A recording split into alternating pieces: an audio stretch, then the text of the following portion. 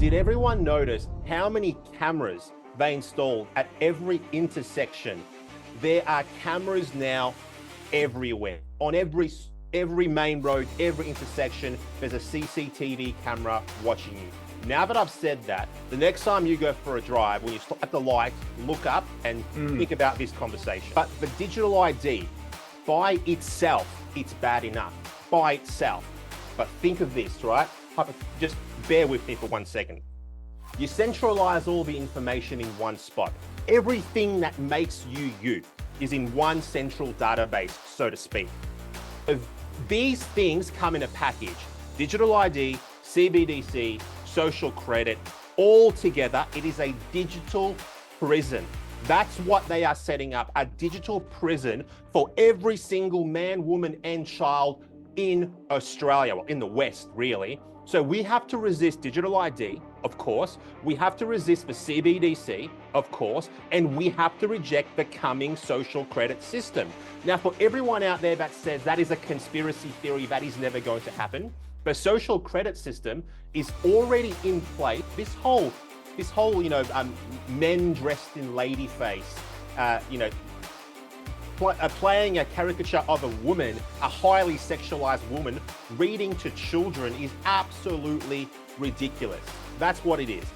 We don't need our kids to be exposed to this kind of sexual stuff. Kids should be allowed to be kids and should be allowed to be innocent for as long as possible.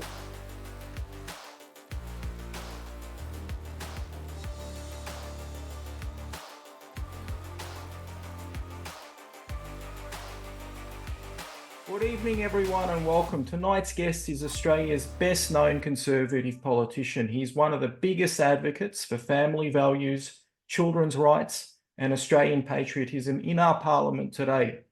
He also happens to be an accomplished entrepreneur and businessman, which makes him unique from other politicians and so-called leaders in our country who are mostly career politicians with no real-world experience outside of their echo chamber in parliament.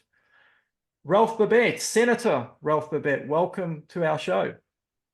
Leon, thank you for having me on your show, mate. First time that I've been on your show, and hopefully I'll get to do it a lot more in the future. I'm excited. Let's have a chat. There's actually not long to go until we've got to go back to Canberra, so I'm kind of dreading that, but maybe we can have a chat about that as the show progresses. But, thank you so much for having me on. Absolutely. It's such an honor. Now, Ralph, one of the first things that I noticed in the background there is a display of Australian flags. I love that display. It's not just one flag. You've got 4 flags. I just want to ask you, these days, politicians, whether they're at the council level, whether they're at the state level or the federal level, you'll never see an Aussie flag in their office or in their background. Why is that? Well, before I answer that question, I will tell you one thing. I'm not sure if any of your viewers might remember this, but Mr. Adam Bandt, the leader of the Greens, had a press conference a number of, possibly more than a year ago. I'm not sure exactly when, I can't remember, but he actually removed the Aussie flag from behind him before he did his press conference. So I'm not sure if anyone recalls that. Maybe someone can fact check me, put the link down in the comments, but I thought that was pretty atrocious what he did there. Anyway, the reason I have 4 Aussie flags is because I love Australia. I love Australia, and I don't have any other flag, obviously, but our official Australian flag. Why? Because I don't believe in division. Because at the end of the day, what are we? We're one country. We're one people. We're not separate groups of people. We're one people. So we only have one flag, and I will only ever stand in front of one flag if I have anything to say about it anyway. And I think that more politicians need to show more patriotism, because half of these jackasses that I unfortunately have the displeasure, the ultimate displeasure of having to be around every time I'm in Canberra, from what I can tell, in my personal opinion, they don't seem to love Australia. Not nearly as much as they bloody well should, if they're going to stand there in our nation's capital and, have a seat in either our Senate or in our House of Reps. So you know what? I'm putting all of you other politicians on notice right now. Show some gosh darn patriotism. Love your country. Stand up for our values. Come on, guys and girls. Come on. Why do you think that is? I mean, it's meant to be a given. When you elect a politician, when they come into parliament, they represent the Australian people. They get paid by the Australian people to get elected by the Australian people. I mean, their patriotism and love for Australia is meant to be a given. Why do you think there is this attitude, this mindset, this anti-Australian mindset in parliament today, which wasn't a fixture when we were both growing up, Ralph? Yeah. Look, I think ultimately it's by design. I think these people, well, first of all, I think a lot of them are, maybe they're just naive. Maybe they're stupid. Maybe they were indoctrinated when they were coming up through the school system. It's a whole host of different things. But what we can be sure about, damn sure about, is that there is a push by the globalists at the moment to erode borders, to create what they would like to have as a global community, which on paper, that sounds great. Why don't we have a global community? But what that will lead to in the future is it will lead to a global government, a global set of laws, a global police force. And some people might say, well, that doesn't sound so bad if if you have those kind of things. But then what happens then is you lose your national identity. You lose what it means to be Australian, or you lose what it means to be English, or you lose what it means to be American, or you lose what it means to be Indian, or you lose what it means to be South Korean, you lose what it means to be, South African, whatever else, right? And this is what these people want. That's what they're pushing from on high. They're pushing this sort of globalism. On paper, like I said before, it sounds great, but what happens when you have a global government? It's hard enough to get change to take place now with your local member that sits down the road from your house, 15 minutes away, 5 minutes away. All you got to do is get in your car or take the bus and you're at their office. It's hard enough to get them to act on your behalf. Now, what are you going to do when the leader of your region or your sector or your area or whatever is sitting over in Brussels? How are you going to affect change then? You won't. You won't. And that's one of the reasons why, quote unquote, the elites, the globalists, are pushing for a decrease in patriotism all across the world, all across the West. And that's why they want it. And these politicians are playing right into their hands, either because, like I said before, they're a bit stupid, maybe that's why, or because they're just not thinking on a long enough time frame. Think on a long enough time frame, this could happen. And, it's just crazy. I won't stand for it. I'm Australia first. I'm patriotic, and that's the end of that. You mentioned Brussels. Right now, interestingly, they're meeting in Davos. So unelected bureaucrats, corporate heads, BlackRock, etc., all meeting to decide the fate of people that haven't voted for them. You know what?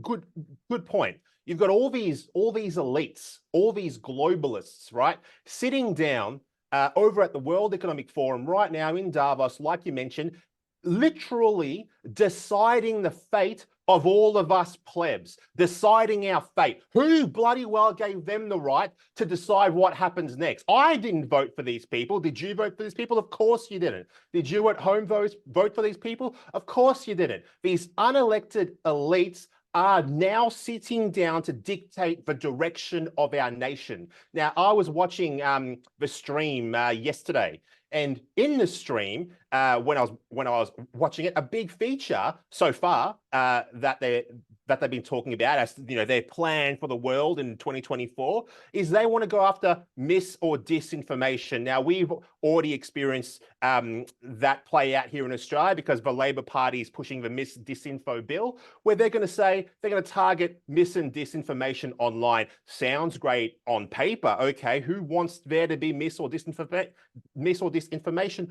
No one does. But at the end of the day, who's going to make the decision as to what is dis or misinformation? Well, the people that put the bill into place in the first place will decide, the government. So the government's going to decide what is mis or disinformation. Now, the government are the biggest purveyors of mis and disinformation on planet Earth. Look what we just went through under COVID-19. They were wrong about bloody well everything. Everything. They were wrong about where it came from. They were wrong about how dangerous it was. They were wrong about the safety and efficacy of that thing that they made everyone take. Obviously, I won't say the thing because I don't want you to have your channel banned off whatever platform this goes on. But it just goes to show that you cannot trust the government. And this is what they're going to do. They're going to have mis and disinformation laws all across the world. This is not just an Australian problem. It's happening at the WF. They're going to have their agents, which is what they are. They're agents in the governments across the world implement this. Now, I'm going to keep talking about this because it's very, very important. Now, people will say out there, oh, no, Labor's going to bring in the Miss-Dis bill. Oh, no, what are we going to do? Let's vote for the Liberal Party. Mate, guess what? The idea for the Miss-Dis bill is not a Labor Party idea. This bill comes from the Liberal Party.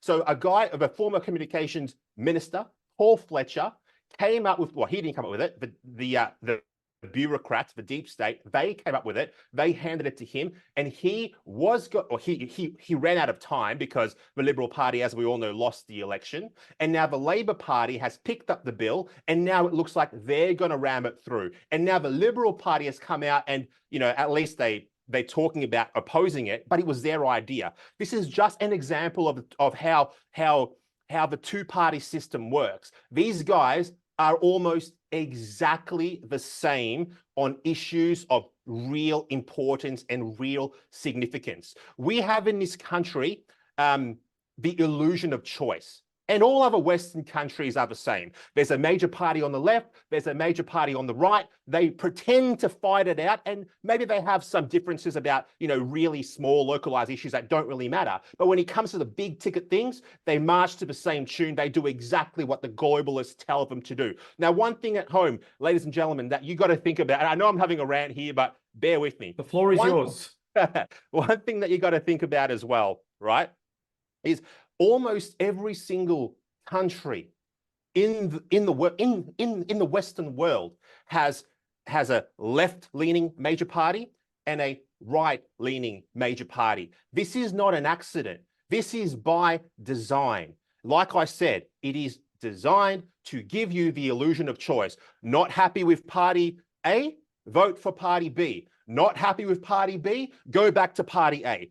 Not happy with A, go back to B, and back and forth and back and forth. And the circus just keeps going on and on and on. And we keep marching down the same path, down the same globalist laid path. So people at home, and this goes for everyone all across the world, you're gonna have to vote differently. The days of party A and party B have to come to an end if you want to save your country. And it's not hard to see exactly what the plan is for us right now. You just got to look at the CCP. You just got to look at China. The plan for the West, the plan for Australia is based off the Chinese model. They want a technocratic elite at the top, and they want everyone else to be a pleb. That's what they want. I will not stand for it.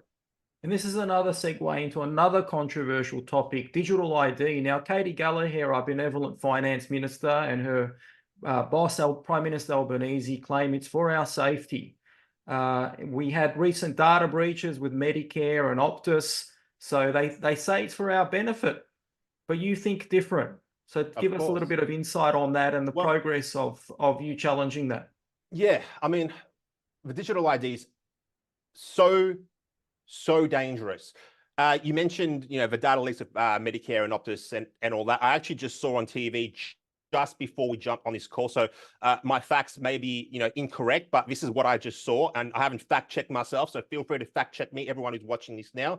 I just quickly caught in the corner of my eye that there was another data breach today with Dan Murphy's, how people's accounts were hacked and their information was stolen and potentially some money lost as well. Now, that's all the information that I have right now, but do a quick search engine and you'll find it. I don't want to say Google. I don't want to say do a Google search. Do a search engine, search on the internet. You know what? Move away from Google, but that's a whole other thing that we could talk about later.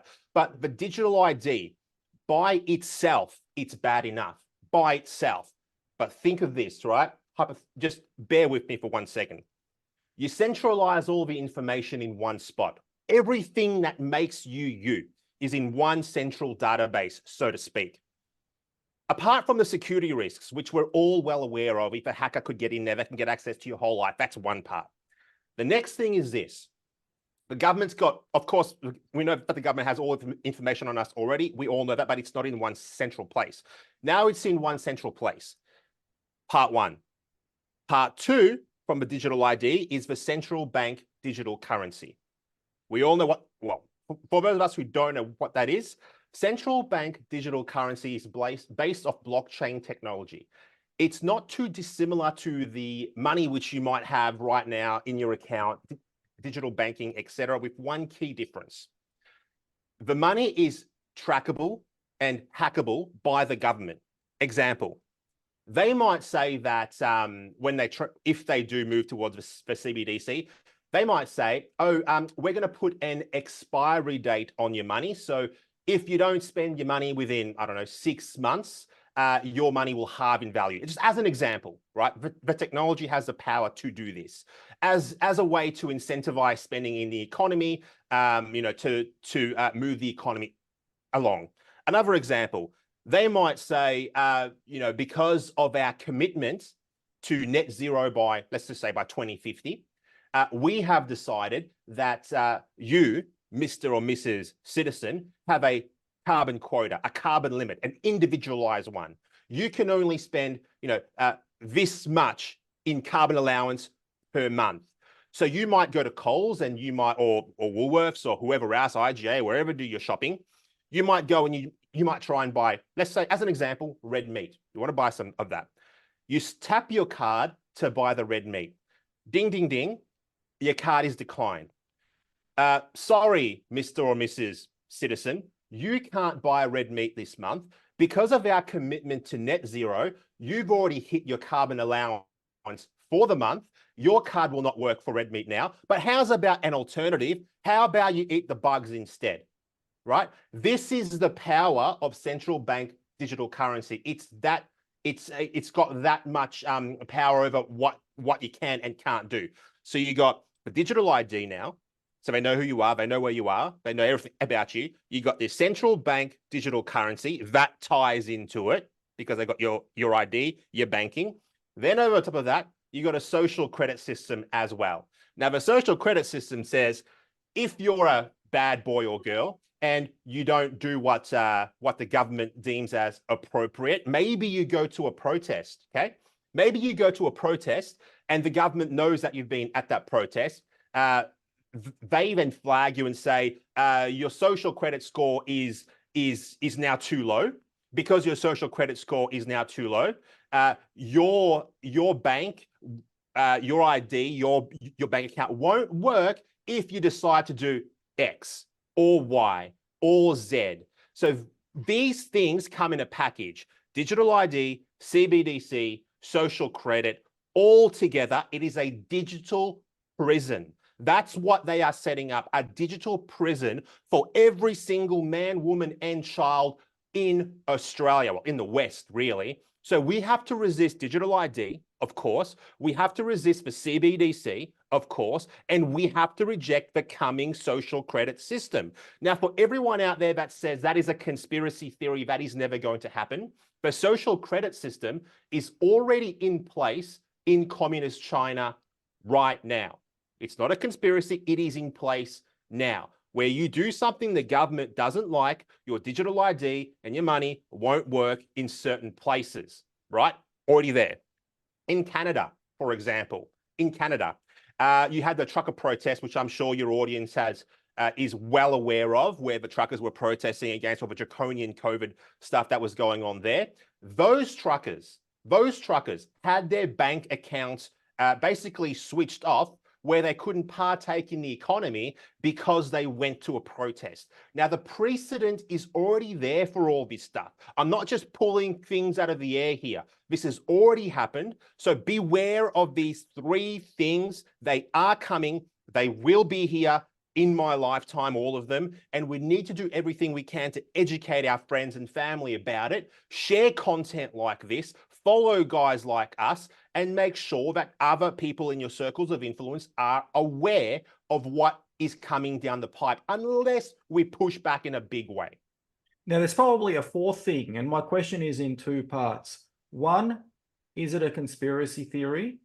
Two, so this is about 15-minute cities. I mean, what I hear about, it sounds like it's convenient. Everything's close. You don't have to travel far. You don't have to drive. Everything you need is at your fingertips. So one, is it a conspiracy theory? Two, why should we be concerned? It sounds like a convenience. The 15-minute city is not a conspiracy theory. It's in black and white. It's in all the planning documents that I've seen, and they've been out for quite a long time now. Not a conspiracy theory at all. And you know what?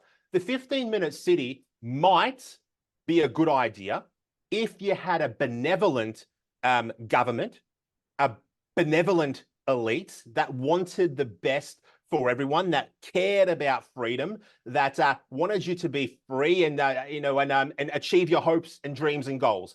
It would probably be a good thing, but that's not what we have. We have a government that is hell bent on authoritarianism. Now, when I say authoritarianism, I'm talking about they're laying the foundations now for what will come in the future. You can't think of what's happening today. You've got to think what happens in 10, 20, 30, 40, 50, 100 years. Where does it go to? And you have to think like that. I think like that naturally because that's just how I'm wired. But your elected parliamentarians should all be thinking like this. It's their job to lay the foundation for future generations, and they're laying pretty shoddy foundations right now. Now, imagine a world.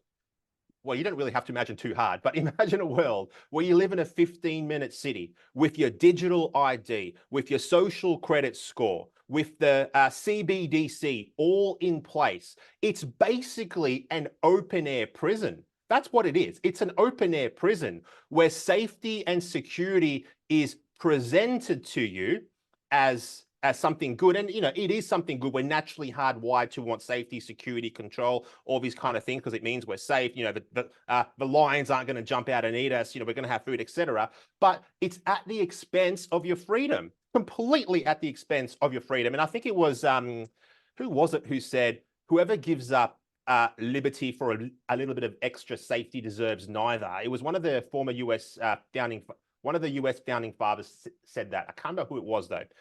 Anyway, so we have a situation here where they're going to be pushing all of these things, and we need to resist it. We need to be aware. I mean, on a side note, I'm not sure how many of your viewers would have noticed this, but during the depths of lockdown, did everyone notice how many cameras they installed at every intersection I'm just interesting. From here, from my position as a Melburnian, there are cameras now everywhere. On every main road, every intersection, there's a CCTV camera watching you. Now that I've said that, the next time you go for a drive, when you stop at the lights, look up and think about this conversation. People are too busy looking at their phones. Which you shouldn't do, because you shouldn't use that while you're driving. But the 15-minute city has the potential to become an open-air prison. Now, you don't have to take my word for it. All of this stuff is already happening, like I mentioned before, in China, where this is what they have. They have a digital ID, they have a social credit score, and they are surrounded by cameras. Hundreds of thousands of cameras, hundreds and hundreds of, no, millions probably even. So you have to be very wary of this stuff and just say no. Now, another thing that I want to ask you about, you're very passionate about defending children and children's rights and families. Now, when we were growing up, Senator, we're about the same age, clowns and, Mickey Mouse, guys dressed in Mickey Mouse costumes, Donald Duck, they were the standard feature of our childhood. Now it's, guys, gentlemen in dresses in libraries, reading stories to children. It sounds like innocent fun. And John Pizzuto, leader of the Liberal Party, says he loves everyone. And he says that it's okay. So if the Liberal Party, the state Liberal Party, thinks it's okay, why shouldn't it be okay? It's not okay. Look, a society that is overly tolerant, but tolerates things that we should not tolerate, is a society that is doomed to fail. That's what's going to happen. I mean, if we're going to live in a society, we have to have certain standards which we will abide by, and some things that we're just going to say, you know what, no, this is not okay, and we're not going to agree to it. This whole men dressed in lady face, playing a caricature of a woman, a highly sexualized woman, reading to children is absolutely ridiculous. That's what it is. We don't need our kids to be exposed to this kind of sexual stuff. Kids should be allowed to be kids and should be allowed to be innocent for as long as possible. There are enough problems in the world without adding, a grown man's fetish into, which is what it is. It's a grown man's fetish to dress up as a woman, as a highly sexualized woman, and then sit down with your children and you're going to be okay with that. That is not okay in anywhere at all. And I'm big on protecting kids. I'm big on making sure that kids remain innocent for as long as possible. And I think more politicians need to be vocal about this kind of stuff. They have to be vocal about it. They have to talk about it, and they have to come out and say we're not okay with it. Because what we're doing right now is we're basically throwing the next generation into a bit of a meat grinder is what we're doing. We're ruining these children's futures. If you want to have a prosperous, free, wealthy society, you have to raise the next generation properly. Introducing kids to highly sexualized concepts when they're kids, that's not a good start. And you got to ask yourself, ask yourself, why would a grown man dressed as a woman fight so hard to have an audience with other people's children? Now, to me, but then again, I'm just a regular guy. To me, that's a red flag. That's a red flag. Don't ask why, of course, kids, if you put, bright colors in front of them, theatrics, they're going to be enthralled, they're going to watch, they're going to be interested, right? But why does that man even want to do that in the first place? That man, in my opinion, shouldn't be doing that. It's a little bit sick. No, it's a lot sick. It's very disturbing. We need to say no. And to these guys that are doing this, what are you doing, mate? What's wrong with you? If you want to perform for people, go and perform at the old folks' home. Go and perform at the TAB. You can perform all you want there for other adults. I couldn't give a damn what you do. But leave the kids alone, buddy. That's all I'll say about that one. We've always had perverts, since time immemorial. Unfortunately, it's an unfortunate fixture of life. But my question is, why is the government, why is the establishment so insistent on having this perversion thrust on our children? I think at the end of the day, there is a push by the elites, the global elites, the globalists, to dismantle society as we know it today. They are hell-bent on destroying the family unit. They want to do that. We know that. They are hell-bent on taking away the innocence of children. But why? You'll ask me why. And this is why. A society which is divided, a society which doesn't have a strong family unit, a society like that is easier to control, right? It is easier for those at the top to implant their programming into your minds, into the minds of your children, and break that society apart. When you don't have a family, first of all, your primary allegiance should be to your family.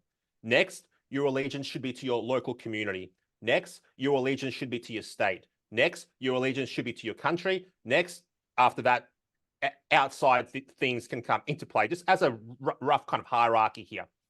Now, if they can break down all those little things bit by bit by bit, break down your family, break down your allegiance to your state, break down your allegiance to the country, you're an open book. That it's easier for them to manipulate you. You're not. There's nothing for you to protect because you're not protecting your family, you're not protecting your nation, you're not protecting your state. Bad news. Bad news. The globalists come in over the top. They take ultimate control over everyone and everything. That's what they really want, control. Now, Senator, being mindful of your time, I know you're very busy, but excess deaths, I just wanted to ask you about that. So you tried to put in a bill which was rejected by the Parliament. We haven't seen excess deaths like this in Australia since the Second World War for 70 years. Tell us a little bit about that. Why is there so much apathy in our Parliament?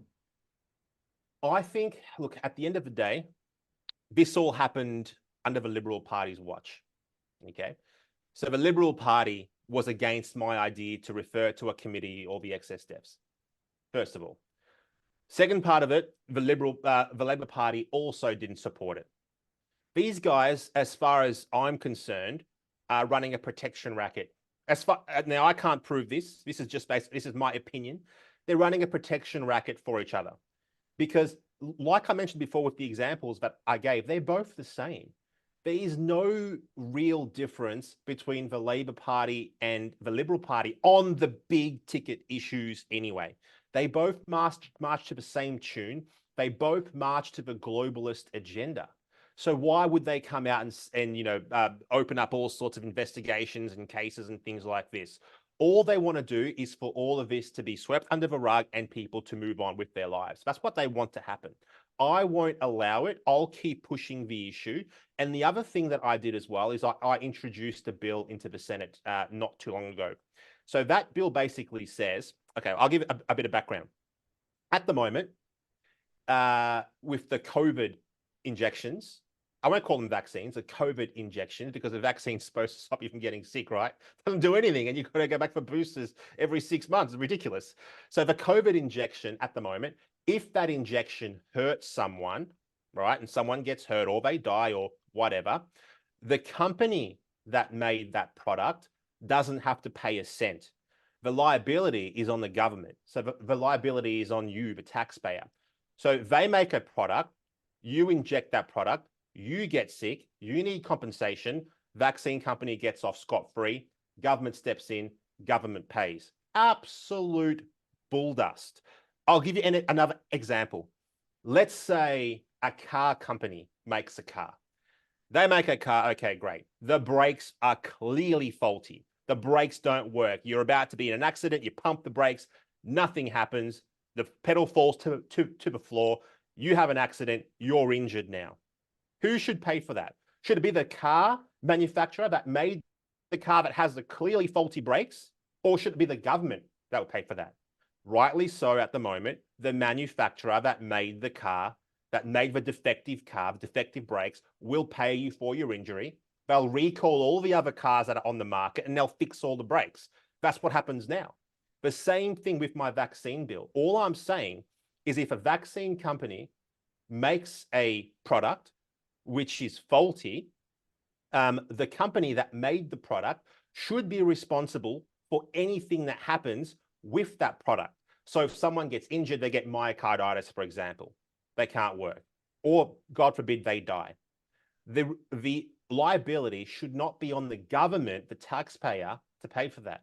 It should be the company that made that product who pays for that. That's all the bill seeks to do. Put the onus back on the manufacturer to make sure that they make a good product, that they test their product. And you know what? If a manufacturer makes a good product, you don't have to force me to inject it, my friend. I will seek you out. I will pay the money. I will roll up my sleeve and I'll say, give it to me if it's a good product. And we need to go back to that, because what we've seen right now is basically the government's just running protection for these people. They made products and they're not liable for it. Now, the precedent has been set now. This is for mRNA vaccines, but what's coming down the line? What other product are they going to push this for? All that's going to happen now is we're going to have yahoos in these big biotech firms making whatever the hell they want, putting it out, not testing it properly because they know that they potentially won't have to pay a dime. So my bill is going to put an end to that. It's going to say, you make something, you're responsible. Too bad. That's it. There you go. Now, Senator, before we wrap up, I noticed I was scrolling the news the other day. The Guardian did a bit of a hit piece on you. You're a successful entrepreneur. That's right. Prior to getting into politics, and I mentioned that's a rarity in politics because most politicians and so-called leaders are stuck in an echo chamber. They've only had their careers in politics. They have no real life experience. I'm just going to ask I think I know the answer, but I'll ask as a question anyway. Why are they getting triggered? Why are they doing this hit piece on you? Look, I have a lot of hit pieces on me printed every so often. Most of them are just fabrications, or they twist the truth. The issue is this, right? Let me talk about the career politician, okay? The career politician is everything that is wrong with our country today, okay? These people, half the time, haven't even had a job apart from working for the party, or they've been working as an advisor or something like that for God knows how long, and then they eventually put their hand up and they get elected. Now, I love to give the example of old mate, even though he's gone now. I mean, old mate Mr. Andrews, right? Mr. Andrews came straight out of university, I think around the mid Did 1990s. an arts degree. Yeah, with his arts degree, whatever it was, and he goes to work for Labor MP at the time, Alan Griffith or Alan Griffin, can't remember the guy's name. He works there for a while, gets a job at the Labor Party, pays his dues in the Labor Party machine for a few years, waits, sits around for a safe Labor seat to pop up. The seat of Mulgrave, as we all know, popped up, throws his hand up, gets elected for the seat of Mulgrave, and he was there ever since. The man never had a real job, and he's not alone. There's a lot of politicians like that. I mean, Jacinta Allen, the current Premier of Victoria, is not so different to Mr. Andrews, she's a career politician as well. They don't have any experience in the private sector. All they know is sucking on the teat of the taxpayer. That's all they've done their whole life. And that's a huge problem.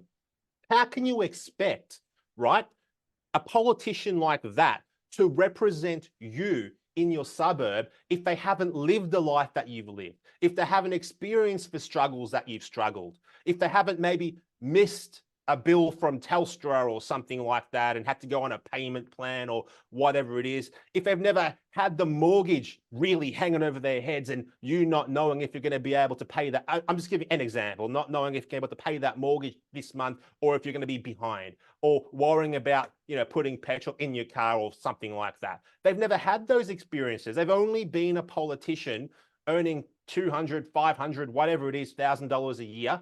They can't represent you because they're not one of you. They're not one of you. So a politician should be someone who comes from your suburb, from your community, from your area, that is just like you. Then they go to Canberra and they fight for your rights. They fight for the things that you care about. They protect things that you all have in common because they're you. That's what it should be, not some disconnected person that has no experience being an ordinary guy or girl. So yeah, The Guardian printed an article that said, Senator Babet still has a real estate business. Yes, I do. Do you want me to apologize for having a job before I came to Canberra? No, I won't apologize for having a job before I went to Canberra. I have a small family real estate business in Melbourne that if I'm not doing any duties, I might help out at the open for inspection, or help out the family business with doing the paperwork and things like that. And that's no different to a politician who might be a farmer, for example, and he goes back to his family farm when he's not sitting in Canberra, and he helps with the sheep or the wheat or whatever it might be. It's no different to that. So I won't apologize. I'm glad that I had a successful small business before I went to Canberra, because now I make better decisions. Because now I understand what it's like, to run a small business. I advocate for small business. I advocate for less regulations. I advocate for less taxes. I advocate for less red tape, green tape, and black tape, because I know how hard it is to run a small business in the community.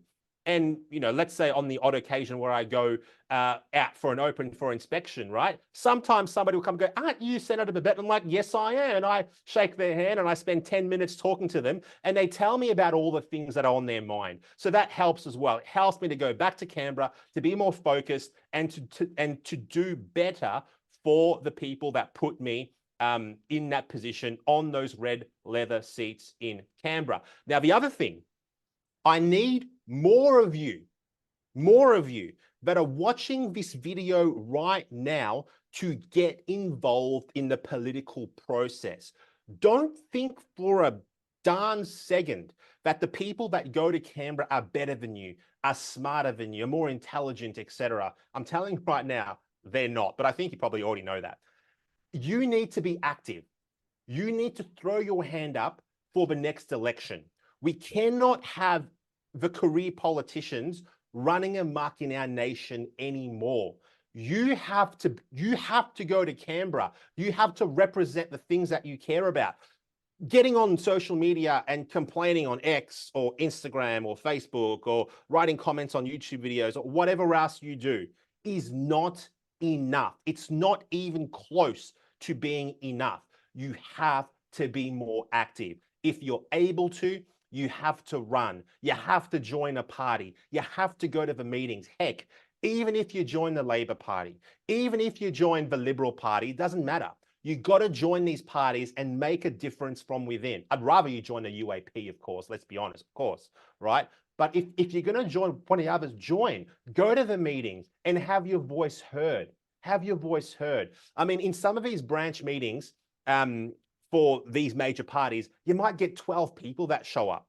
Right, 12 people. So 12 people are making decisions on the direction that they're, that the parliamentarian may or may not take in the community. It's crazy.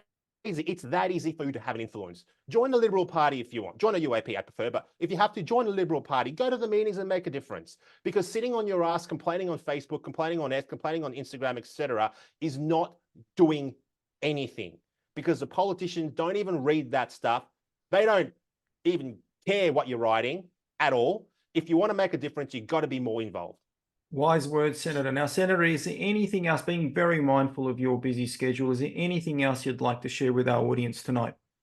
Yeah, look, I'd like to say, look, I'm not a career politician. You all know that. I don't talk like one. I don't want to talk like one. I don't want to be a career politician. You know what?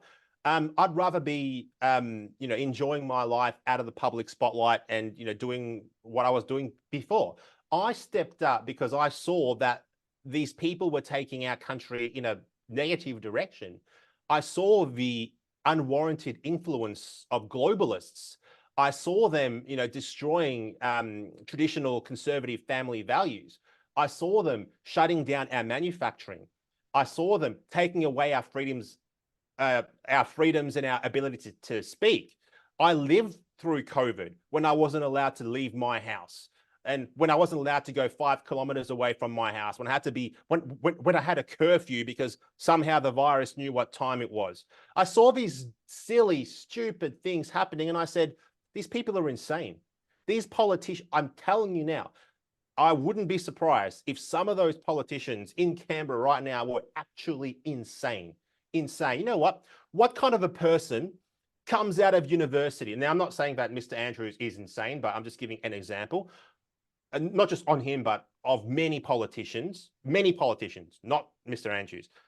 Many of his politicians who thinks to come out of high school, to then go to university at 18, 19 or whatever years old, and thinks from that age, you know what I want to do? I'm going to be a politician.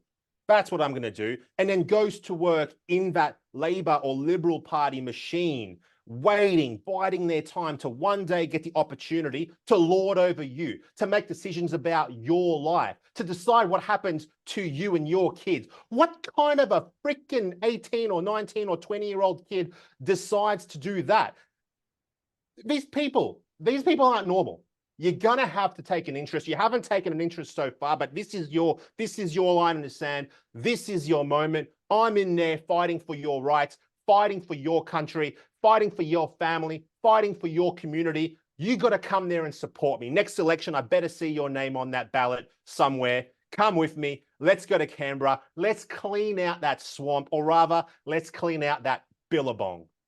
It sounds like we need regulations where you could only run for politics if you've got a minimum 5 to 10 years work experience. That's what it sounds like. We need something. Something's got to give. Something's got to change. And you know what? I'm not opposed to term limits either. I think we need term limits because you can't have these politicians sitting there for 3, 4, 5, 6, election cycles, getting stale, getting disconnected, forgetting completely what it's like out in the streets, and then making decisions like they know better. I think that's garbage. But not just the politicians, because I'm going to tell you now, your local politician is likely just a yes man or a yes woman. They're just kind of a puppet. They don't really know what's going on. The people, the Prime Minister, he probably doesn't even know what's really going on. The people that have the real power, Donald Trump likes to call them the deep state.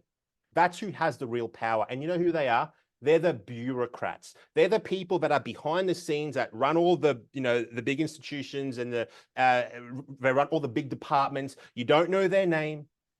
They'll never face scrutiny. You'll never see them on the news. You'll never see them on TV. You don't even know what their names are. But they're behind the scenes. And you know what? They hold all the cards. They pull all the levers. They tell the the elected member exactly what to do. Great example, like I mentioned before, is how the Liberal Party originally introduced the Miss Dis bill, and now the Labor Party is going to pick it up.